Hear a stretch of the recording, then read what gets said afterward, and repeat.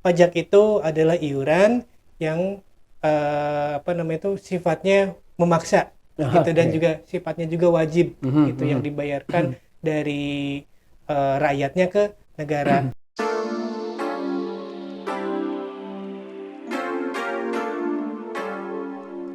Bismillahirrahmanirrahim. Assalamualaikum warahmatullahi wabarakatuh. Sampurasun. Sampai Pampes barokah, alhamdulillah. Ketemu lagi sama Kang Simon ya pagi hari ini. Pagi yang sangat luar biasa tentunya di Unpas Talk, yang selalu menghadirkan orang-orang hebat, yang selalu menghadirkan orang-orang inspiratif sebagai narasumber di sini ya. Tidak terkecuali hari ini kita sudah kedatangan sahabat kental saya, asik ya. Si muda, si ceria, si muda yang berkarya yang luar biasa. Inilah Pak Bingki Aresia Landarika SEMAK ya. Baik, selamat apa kabar pagi. Pak Bingki? Alhamdulillah, Eh, Pangestu, Alhamdulillah Pak Abah. Pangestu ya. Saya Oke, panggilnya Pak panggilnya Ridwan. bebas apa aja di sini mah. Pak Simon berarti ya. Pasti pun juga boleh. Oke, Kang Bingki Ya, sibuk apa gimana? nih sekarang? Alhamdulillah sekarang tuh sedang sibuk, seperti kalau di kampus kegiatan aktivitasnya mengajar, Mhm. lalu beberapa kali membantu terkait dengan eh, administrasi yang ada di program studi akuntansi, terutama karena Ya, saya ya. di program studi akuntansi, Pak Ya, Simon, ya. Di laboratorium ya? di laboratorium Oke. tepatnya sekarang, Pak. Oke, tentu saja di tengah-tengah kesibukannya masih menyempatkan diri ke sini. Terima kasih sekali Sama-sama, Pak Bingki. Pak Ridwan. Kan gini lah Pak Bingki ya, kita teh ingin bercerita akhir-akhir ini teh kita teh lagi dihebohkan dengan permasalahan-permasalahan tentang orang-orang pajak, meskipun sebenarnya tidak ada hubungan secara langsung sih ya. Betul. Eh, ini mah kan ceritanya teh anaknya berbuat sesuatu, bapaknya yang ke bawah-bawah kan gitu ya, kasus yang sekarang ya Pak Bingki ya. Itu tuh gimana sih kalau kalau di mata akademisi gitu Pak Bingki menyikapi permasalahan-permasalahan seperti itu? Iya, sebetulnya tuh kalau dilihat dari runtutan eh, permasalahannya, Mhm, Pak Simon, mhm. untuk perkara ini sebetulnya eh, bisa dibilang itu sebab akibat Oh, gitu ya, bisa dibilangnya kausalitas lah, bisa mhm, dibilangnya mhm. kita tuh. Nah, upami mungkin ngobrolnya nggak apa-apa Nggak dicampur-campur apa-apa, bahasa Sunda ini teh. nggak apa-apa nanti Teh Heli yang edit. Oh, Teh Eli yang edit. Oke, kalau kita lihat dari kegiatan ataupun juga dari fenomena yang terjadi atau Mhm, baru-baru ini, sebetulnya bagaimana menyikapi atas tindakan seseorang yang mana mengakibatkan kerugian untuk dirinya sendiri dan juga keluarga, lebih tepatnya mhm. mungkin begitu ya, Betul, mhm, Pak Simon. mhm, Nah, apabila dilihat dari perspektif hukum, sebetulnya ini bisa dibilang tidak ada sih kaitannya secara langsung mhm, mhm, antara mhm.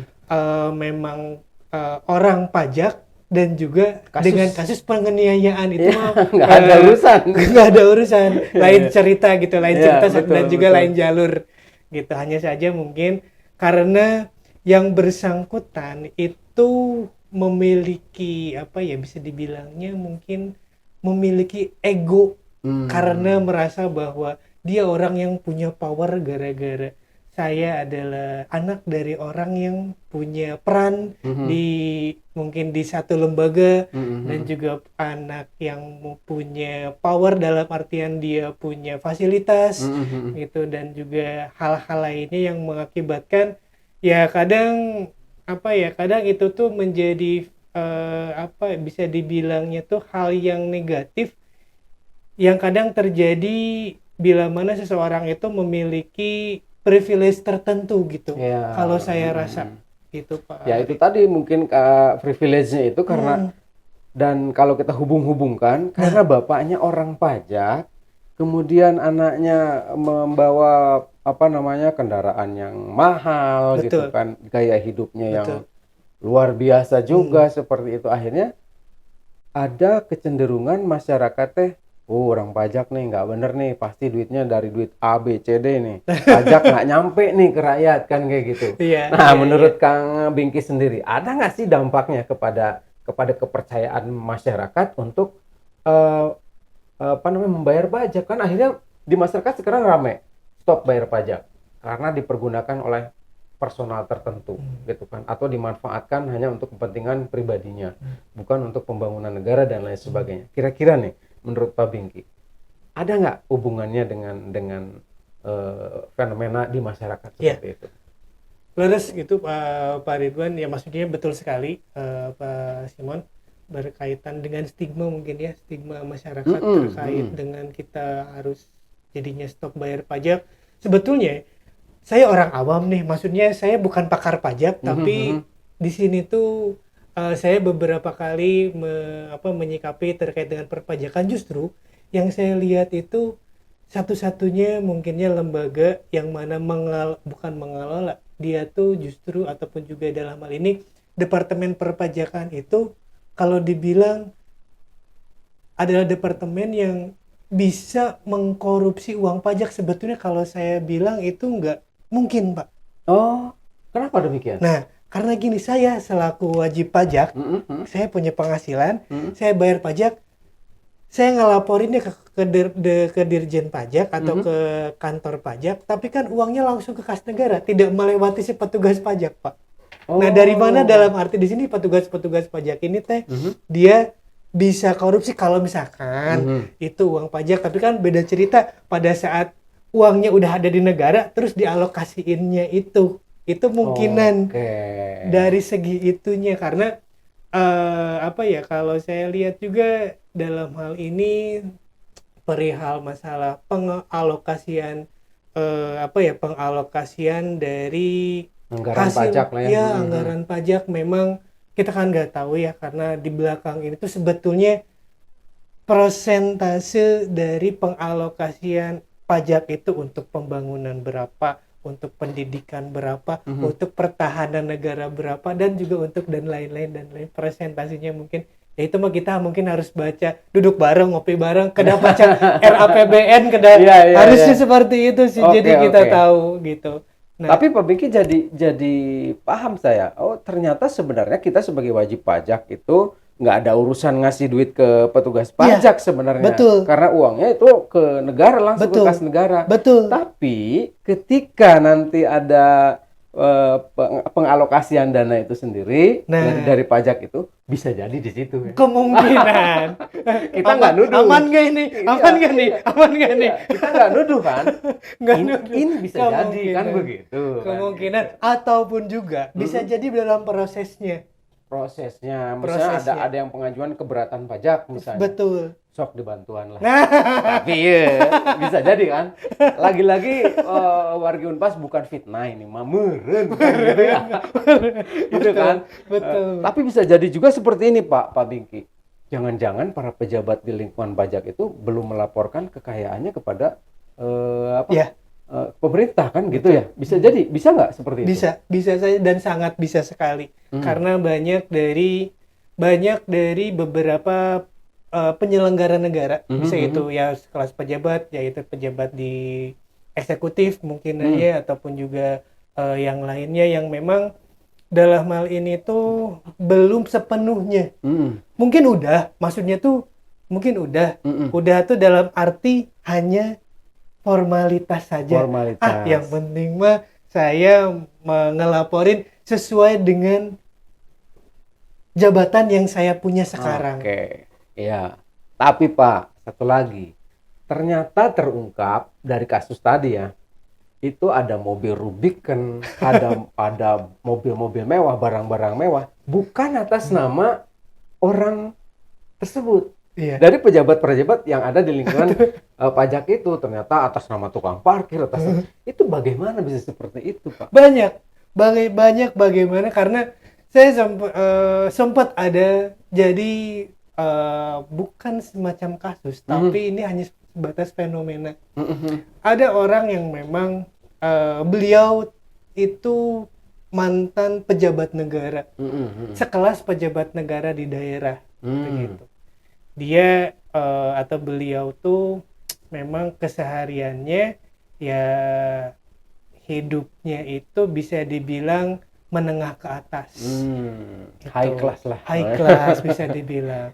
Nah, setelah diselidiki, setelah beberapa periode mungkin menjabat dan sudah tidak menjabat lagi dan sudah beberapa tahun setelah menjabat, beliau itu memang tidak ada aktivitas lain di politik ataupun juga di hal-hal yang dalam arti Bisnis bisa gitu?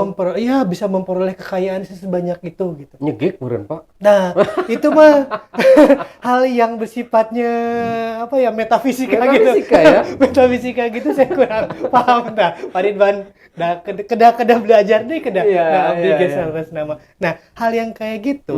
Nah, beliau itu ternyata setelah diselidiki justru beliau sampai punya di daerah tersebut, katanya sampai punya gunung. Oh, Hartanya. luar biasa. Hartanya sampai punya gunung, dan si tanahnya itu memang dipecah-pecah. Ada yang atas nama anaknya, udah nggak cukup sama maaf dari istrinya dulu. Dari istrinya mungkin duka hiji, yang kedua, yang ketiga, yang keempat mungkin ke anaknya sampai ke bahkan saudaranya juga sama. Dan akhirnya katanya itu sempat ada diungkap. Gitu, diungkap dan tapi tidak menyeruak ke media, dan itu hanya di konsumsi masyarakat, ya, lingkungan konsumsi setempat lah ya. sekitar, begitu. Oke, aduh luar biasa ya. Tapi kita sekali lagi warga Unpas, kita mah nggak ngomongin orang.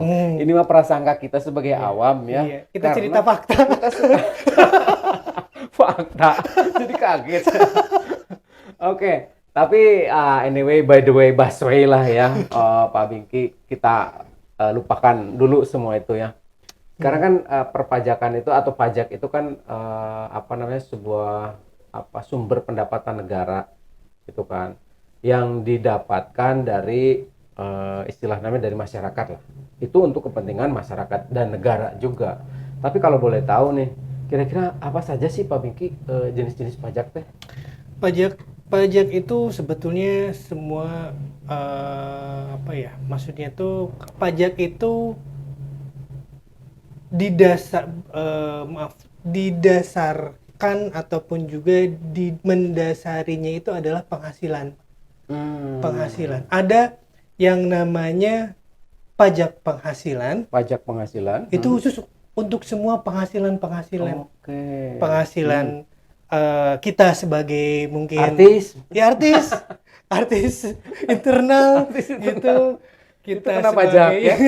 kita sebagai dosen, Iya. kita sebagai apa namanya tuh profesi-profesi tertentu yang mana dari profesi itu kita dapat sejumlah penghasilan. Nah, itu ada pajaknya. Oke. Setelah melewati syarat tertentu, misalnya dalam 1 tahun itu sudah melewati berapa rupiah yang nantinya bisa dikenakan pajak penghasilannya. Ada juga atas kegiatan jual menjual, Pak Abah. Dalam hal ini teh kan Pak Simon sering mengenal istilah PPN.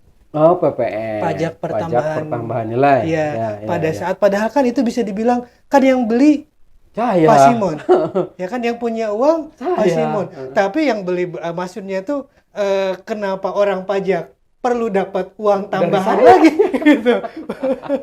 Iya. Dari penghasilannya udah dipotong pajak juga kan? Iya. Nah, itu sebetulnya jenis-jenis pajak itu kan ada beberapa, ada yang memang khusus penghasilannya, dan juga ada yang memang dari penjualan. Nah, itu ada beberapa, dan sejauh ini yang yang menjadi potensi memang penerimaan pajak itu penerimaan negara itu memang dari pajak itu sangat besar, dan bahkan fenomena kita tidak menutup kemungkinan tidak memungkiri juga, dan ini sebagai apresiasi juga ke Dirjen Pajak bahwa tahun lalu itu semua target pajak itu sudah tercapai katanya kan. Berarti kan itu sudah sangat hebat sekali gitu. Di satu sisi Pak, di satu sisi sudah sangat hebat sekali untuk untuk pembangunan di Indonesia tercinta ini. Ya, itu Pak Bingki. Kan pajak itu tadi Pak Bingki menyebutkan itu adalah untuk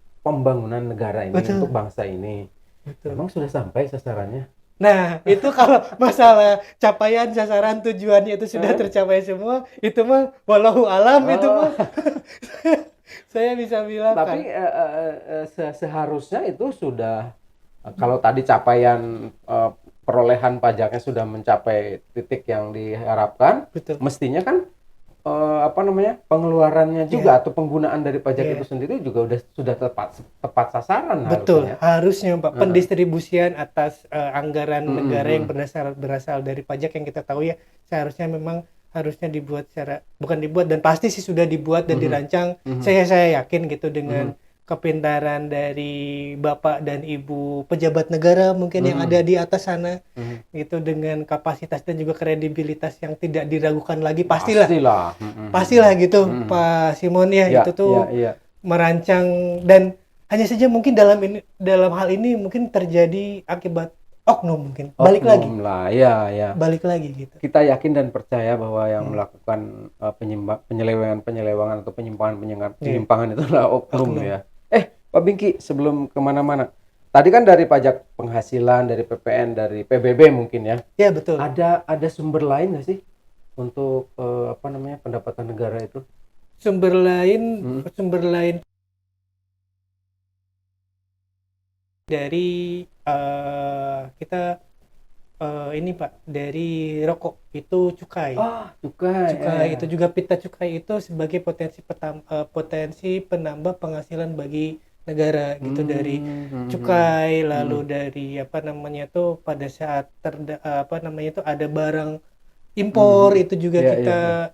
dapat juga maksudnya negara itu mendapatkan dari situ tidak hanya pajak saja. Jadi kan memang kategorisasi dalam apa ya dalam penerimaan negara itu ada pajak dan PNBP penerimaan negara bukan pajak yang salah satunya itu adalah Cukai yang itu ya. iya itu Oke, Pak Bingki. gitu Pak. Tadi kan dari cukai juga ya, ternyata penghasilan negara tuh. Nah, yang jadi pertanyaan saya pribadi ini, Mas, atas nama pribadi. Saya tuh nggak sadar kalau saya pembayar pajak yang baik. Saya jajan di minimarket yang franchise Iya, itulah ya. Itu betul. kan pajaknya gede, Pak. Iya, Saya makan di tempat-tempat makan yang kekinian gitu lah ya, ayam apa gitu loh yang franchise itu juga kita bayar pajak di iya. situ Pak. Nah itu teh kenapa kita masih dipotong pajak seperti itu Pak? Nah, sebetulnya kalau itu beda cerita. Oh Pak beda lagi Simon, beda ceritanya. cerita. Ada Oke. pajak yang dikelola sama pusat, Mhm. dalam hal ini Kementerian Perpajakan, Oke. Mhm. Kementerian Keuangan melalui Direktorat Dirjen Pajak. Jenderal Mhm. Perpajakan. Mhm. Nah, ada yang memang dikelola sama daerah. Oh. Begitu, ada yang dikelola memang sama daerah. Kayak tadi yang Pak Simon bilang kalau Ya. misalkan dia datang ke rumah makan, Mhm. itu ada PPN dan juga tax and services. Nah itu Nah, pajak dan juga biaya biaya servis gitu servisnya pelayanannya ya. itu Mhm. itu khusus yang dikelola sama daerah itu sendiri. Gitu. Oh iya, iya. Termasuk juga pada saat kita bayar pajak mobil atau pajak motor atau Kendaraan pajak itulah ya. kendaraan Mhm. gitu yang dikelola sama daerah. Mhm. Dan kalau memang yang dalam hal ini kasusnya itu adalah kementerian, itu Mhm. adalah yang tadi Pak pajak penghasilan Mhm. sama pajak PPN atas penjualan. Itu mah yang langsung kita Langsung storin ke ke pusat. pusat Oh, gitu. begitu ceritanya. Baru Yeah. tahu nih warga Unpas ya. Ternyata kita tuh orang yang apa namanya sangat patuh pada pajak. Jadi Yeah. kalau ada orang, wah ini orang Indonesia kurang patuh pajak. Siapa bilang kita jajan selalu bayar pajak 10% Bayar lagi? pajak 10%, Pak. 10% Gitu kan. itu. Gede banget apa namanya potongan pajaknya Dan gitu sekarang kan. kan 11%. 11% 11% ya naik lagi sekarang ya. itu, iya. Oh, boleh nggak kalau kita nggak bayar pajak itu, Pak? Dari sudut pandang Boleh. Pak Bingki. Boleh, Pak. Boleh. Boleh, Ya? sangat boleh kita nggak bayar pajak. Gimana nih Kalau ceritanya? misalkan penghasilan kita masih di bawah tadi, Oh, kita tidak wajib. Hmm. Karena kan di undang-undang pajaknya bilangnya seperti itu. Kita diwajibkan membayar pajak apabila penghasilannya melebihi batas atas dari melebihi batas penghasilan yang tidak dikenakan pajak. Gitu. Oh, begitu. Kan 1 tahun itu penghasilan yang tidak dikenakan pajak itu yang sekarang 60 juta 1 tahun. Oh, Berarti iya iya. kan kalau Pak Simon itu saya Enggak sampai 60 juta setahun enggak sampai, Pak. Maksudnya sisanya gitu, sisa gajinya gitu. Iya, Habis kredit terus. iya. Oke, Pak. Eh, tapi kalau begitu, Pak, kita sebagai masyarakat itu punya potongan pajak itu dari PPN dan juga dari PPH kan Betul. gitu. Tapi yang PPH tadi ya ada batasnya. Mm. Kalau pajak PPN, Pak, misalnya kan kita jadi double dong bayarnya PPN ongko, PPH ongko gimana tuh, Pak? Iya, itu bisa dilihat dari untuk siapanya. Nah, kalau misalkan Pak Ridwan itu selaku pengusaha, itu tuh omset 1 tahun udah 4,8 miliar nggak? Itu juga ada aturannya gitu, nggak semata-mata Oh. gitu. 4,8 miliar gini 1 tahun. Kalau misalkan udah maksudnya kepada pengusaha kelas menengah lah, Mm-mm. yang penghasilannya sudah pasti di atas 4,8 miliar 1 tahun, Mm. itu udah dinamakan, udah dikategori ini sama orang pajak tuh. Wah, ini masih PKP ini istilahnya teh. Oh. Nah, PKP itu bukan partai, Pak. Bukan partai ya. Bukan partai itu. Si PKP itu adalah itu hanya penyebutan aja pengusaha kena pajak. Mhm. Yang mana kalau misalkan Pak Simon itu sudah di statusnya itu sudah menjadi PKP itu, ya pengusaha yang sudah menjadi PKP pada saat kegiatan ngejualnya Mm-mm. itu sudah wajib nerbitin faktur pajak. Oke. Udah wajib statusnya. Pemerintah, Nah, pemerintah taunya pengusaha itu PKP gimana, Pak? itu kan pasti nanti ngelaporin. Oh, Ngelaporin kan. Nanti Pak Simon ngelaporin, wah saya ngelaporin. Nah, dalam ini pernah sering nggak kejadian katanya tuh pengusaha-pengusaha yang melaporkan yang tidak sepenuhnya gitu. Banyak itu banyak juga. ya sebenarnya. Hmm, Tapi akan mempengaruhi mungkin kepada nilai perusahaannya, Pak, nanti. iya, Ya betul, kan? betul Nah, sekali itu gitu. kenapa ya mereka lakukan itu ya? Ya sebetulnya terkait dengan kerelaan dan juga tadi sebetulnya karena mereka tahu gitu bahwa pengelolaan perpajakan itu sebetulnya nanti ujung-ujungnya di mana? Apakah Oke. memang pengelolaan itu bisa menjadi mobil Rubicon kah? Atau bisa menjadi jalan Jalan yang mulus mulus gitu? kan? Iya, iya, iya, iya. Jadi masyarakat bisa menilai dari situ, dari kasus-kasus ini ya, kalau kita kembali ya Betul. ke kasus kita ini. Mungkin masyarakat bisa menilai kemana nih uang, bagaimana penggunaan pajak ini dilakukan atau di apa namanya, Dikelola. didistribusikan, Iya. dikelola dengan baik gitu kan. Itu bisa menilainya kita masyarakat dari mana, Pak? Sebetulnya kalau bisa lihat kita bahwa pajak sudah dikelola dengan baik, satu mungkin indikatornya itu adalah ketepat sasarannya anggaran yang memang dikelola oleh pemerintah dalam hal ini mungkin kementerian, dibantu juga sama pemerintah provinsi ataupun juga pemerintah daerahnya terkait dengan pembangunan. Begitu, Pak. Terkait dengan pembangunan dan juga terkait dengan karena kan banyak kita juga ke pendidikannya itu juga seperti apa gitu. Makanya kan yang kemarin juga terlebih yang pendidikan Ibu Sri Mulyani itu udah koar-koar sama teman-teman kita yang pada beasiswa ke luar negeri tapi nggak balik lagi nih. Mereka tuh satu orang itu bisa menghabiskan kalau nggak salah saya baca kuliah di luar negeri, kita ambil satu contohnya kuliah di Inggris itu bisa ngabisin 600 sampai 900 juta Pak seorang. Oke, luar biasa. Tapi mereka betah di sana gitu ya. Itu berarti orang-orang kita juga ya. Makhluk-makhluk seperti Anda juga sebenarnya yang mengacaukan dunia ini ya. Oke. Karena Tapi Pak Bingki, tadi kalau kita berbicara penghindaran pajak ya, apa sih yang kira-kira nih dari pandangan Pak Bingki sebagai akademisi? Kira-kira apa sih yang memotivasi atau yang mendorong masyarakat ini untuk melakukan penghindaran pajak? itu tadi Pak Simon.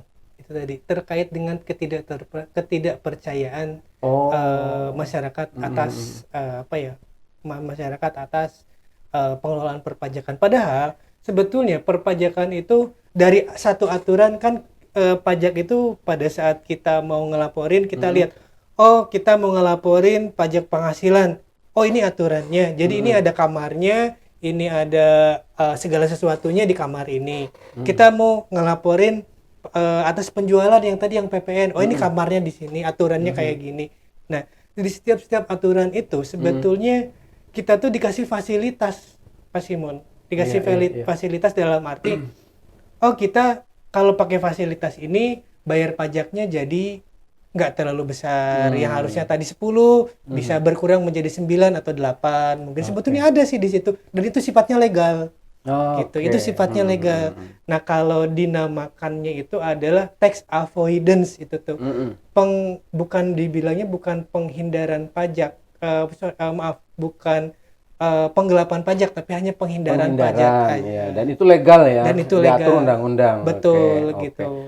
Termasuk kita mengajukan keberatan juga misalnya Pak, Iya, bisa legal bisa. kan? Itu juga bisa kalau Oke. memang misalkan kita dirasa bahwa misalkan kayak ada kasus kemarin Hmm. selama 2020 ataupun juga selama 2019, 2020, 2021, 3 tahun lah di masa transisi kita kena wabah COVID. Oh Banyak ya. perusahaan-perusahaan yang kan yang memang dia tadinya bisa dapat 10.000, Mm-mm. tiba-tiba cuma dapatnya Rp500, ataupun juga yang sampai dengan yang dia biasanya dapat triliunan, cuma dapat miliaran mungkin. Oh. Nah, itu tuh bisa berdampak ke situ. Hasil nantinya Mhm. tuh mereka supaya bisa dari segi perusahaan mungkin Pak ya, Mhm. kalau saya pribadi nih, Mhm. supaya caranya kalau kita bisa efisiensi biaya nih, Mhm. dari mana? Ya salah satu juga itu. Selevel Pak Bingki atau mahasiswanya Pak Bingki itu apa sih? Ngapain sih harus bayar pajak itu? Memang ada untungnya buat buat mereka anak-anak muda gitu kan gitu. Gimana di mata Pak Bingki ini? Betul sih Pak Simon, terkait dengan apa namanya kontribusi kita Iya. terhadap negara, salah Mm-mm. satunya mungkin kewajiban kita untuk membayar pajak sesuai dengan kapasitas kita. Ya. Mungkinnya kalau memang misalkan selama sampai dengan kita punya penghasilan dan penghasilannya itu relatif besar, Mhm. mungkin itu adalah sumbangsinya ke negara. Tapi kan Oke. kalau memang misalkan dirasa kita masih belum cukup dari penghasilannya itu buat bayar pajak, ya udah nggak apa-apa. Toh negara juga nggak terlalu memberatkan. Di satu sisinya sih betul mungkin seperti itu, dan negara Mhm. pun juga tidak memberatkan Iya. sebetulnya atas pembayaran pajak ini. Dan banyak banyak juga manfaat dari kita bisa menikmati sekarang sekolah-sekolah negeri yang mungkin fasilitasnya bagus Hmm. gitu. Salah satu contohnya kita lah di dunia akademisi. Iya, iya, iya. Mungkin lalu kita juga sebagai dosen banyak sekali sekarang program-program pemerintah untuk mendanai dosen untuk hibah gitu kan. Benar, Itu benar, juga benar. kan banyak gitu. Sebuah Jadi penelitian kan gede juga betul ya Pak ya. gitu. Itu kan bukan dari mana gitu sumbernya, bukan Kalau bukan dari pajak ya. betul gitu. Oke, tapi berarti kesadaran itu tetap harus kita tanamkan, harus kita bangun, harus kita masyarakatkan, sosialisasikan lah kepada Betul. masyarakat bahwa pajak itu sebenarnya benefitnya apa gitu kan, Iya. meskipun kita harus mengeluarkan 1-2 rupiah, tapi nanti benefitnya untuk bangsa dan negara ini kan gitu ya. Kemudian untuk memotivasinya nih Pak, para generasi muda ini agar taat pajak, agar dan lain sebagainya, itu kan pasti ada trik-trik tersendiri gitu kan. Menurut Pak Bingki, sudahkah pemerintah kita memberikan motivasi atau dorongan kepada masyarakat, khususnya para kaum muda begitu untuk taat pajak? Oh, udah Pak. Di beberapa kali di artikel itu sudah dikenalkan kantor pajak itu di daerah-daerah, sudah masuk ke sekolah-sekolah SMA. Gitu memperkenalkan bahwa ini loh pajak itu. Jadi semacam memunculkan persepsi yang positif gitu atas pajak. Memang sebetulnya karena kan balik lagi gitu, kita ngelihat lagi runutan dari literatur atas perpajakan itu sendiri, bahwa pajak itu adalah iuran yang sifatnya memaksa gitu, dan juga sifatnya juga wajib gitu, yang dibayarkan dari rakyatnya ke negara. Nah, dalam arti nantinya itu kesadaran pajak dapat ditumbuhkan, sehingga memang dalam hal ini melalui petugas-petugas pajak itu mensosialisasikan gitu ke sekolah-sekolah. Sekarang udah banyak dikenalin itu ke mahasiswa gitu, di kalangan universitas gitu, itu udah banyak dikenalin juga gitu. Dan sudah banyak program-program sosialisasi itu yang sifatnya dengan pendekatan milenial Oh, gitu. oke, iya. Pasti Mas. Termasuk mungkin di kampus kan ada mata kuliahnya gitu Ya, kan, itu bagian dari sosialisasi juga ya. bagian Selain sosialisasi. mempelajari keilmuannya juga sosialisasi, ya kan? Sosialisasi juga itu. Sosialisasi Ya. dalam artian kita bisa nanti harapannya itu kita bisa mahasiswa bisa ngitung pajaknya, Mm-mm. mahasiswa bisa mentrik apa namanya itu membuat triki itu pajak itu supaya nanti seharusnya bayar 10 Ada keringanan lah ada ya. keringanannya gitu. Iya. Hal-hal yang seperti itu. Berarti ya yang kita lakukan sebagai akademisi memang sudah ada porsinya juga ya Betul. untuk mensosialisasikan itu Betul, semua. Mas Iman.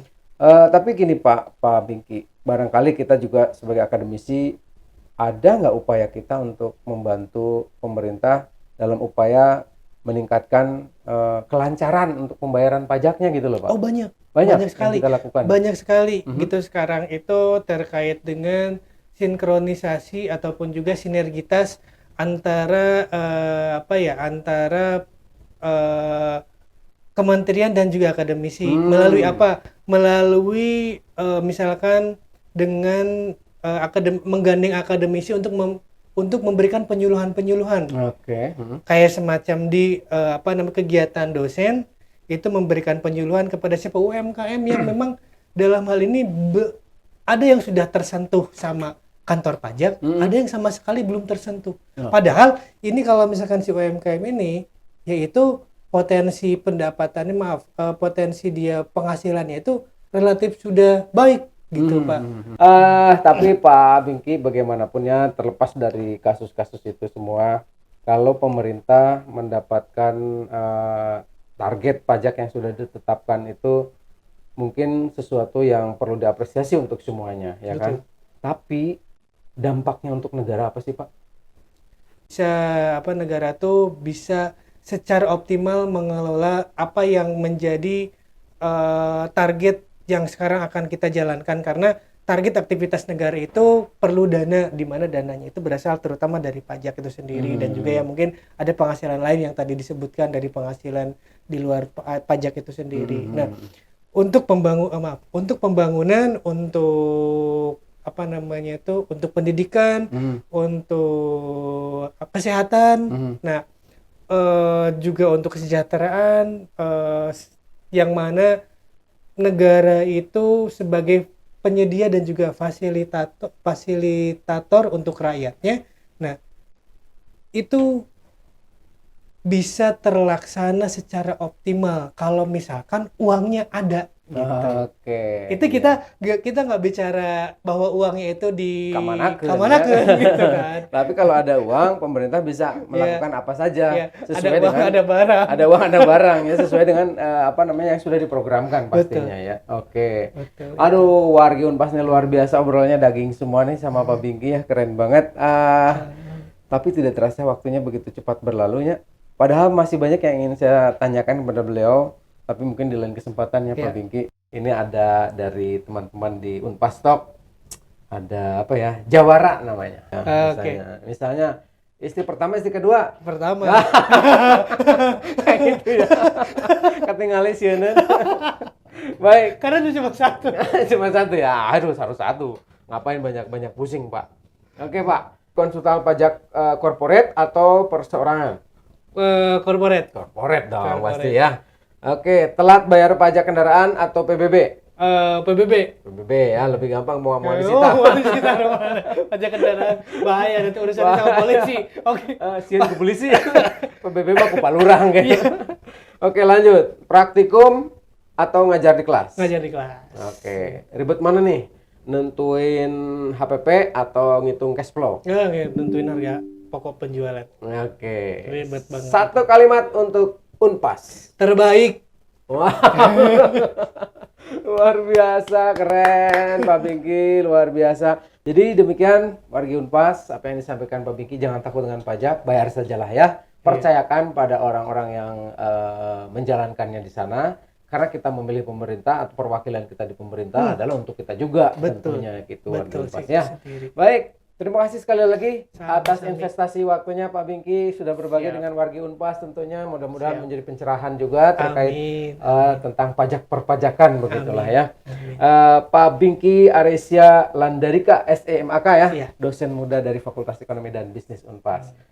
Demikian kita pamit aja lah ya Pak. Enggak? Siap.